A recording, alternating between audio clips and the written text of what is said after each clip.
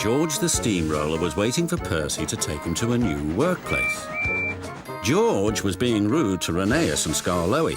"You're just worn-out wheels on worn-out rails. You need rocks for your roads," replied Skarloey, "and we're helping you."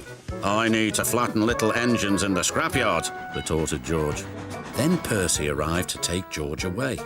He was still rebelling. "Railways are no good. Turn them into roads." The little engines were pleased to see him go.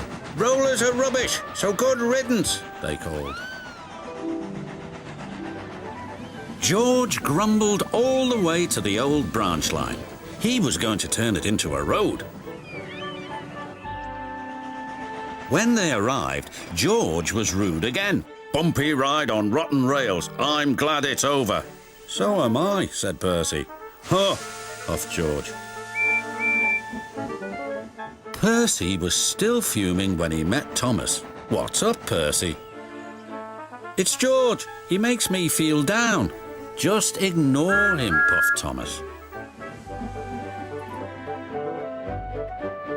George was now enjoying himself. "Ripping up rails," he chortled. "What a life!"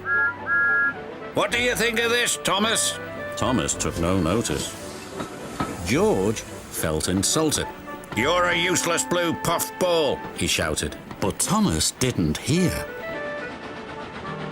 "I'll show him who's boss." At last the workmen reached the level crossing. "What shall we do here?" "Tear it up, tarmac it," said George. So they did, but not properly, and George knew it too. Later, Thomas was travelling home on the same line. He was pulling trucks filled with vegetables. The signalman had forgotten to warn his driver about the crossing. "That's nice, we don't need to stop," said Thomas happily. "Yes, we do," called his driver, but it was too late.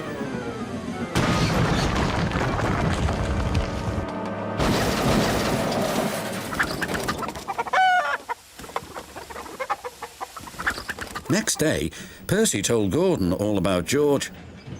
"Huh!" snorted Gordon. "You're just a small engine, that's why he's rude to you. He wouldn't dare cause me any trouble." George had been taken to some yards to work. As he was chuffering about, Duck arrived with a train of empty trucks. George was blocking his way, and a truck was stuck on the main line. "Let me through," demanded Duck. "I'm too busy. You'll just have to wait." "There's no time to wait. I must clear my trucks from the main line to let Gordon through." "Pah," said George. "Then he'll have to wait too." Duck's driver went to complain to the station master, but the signalman had already switched the points and set the signal to allow Gordon to speed through. His passengers were singing his praises, and he was making express time. "I'm the greatest, just watch me fly by," he whistled long and loud as he approached the station. Suddenly he saw a truck on the line ahead. "Get out of my way!" But the truck wouldn't move. Until Gordon forced it. By accident.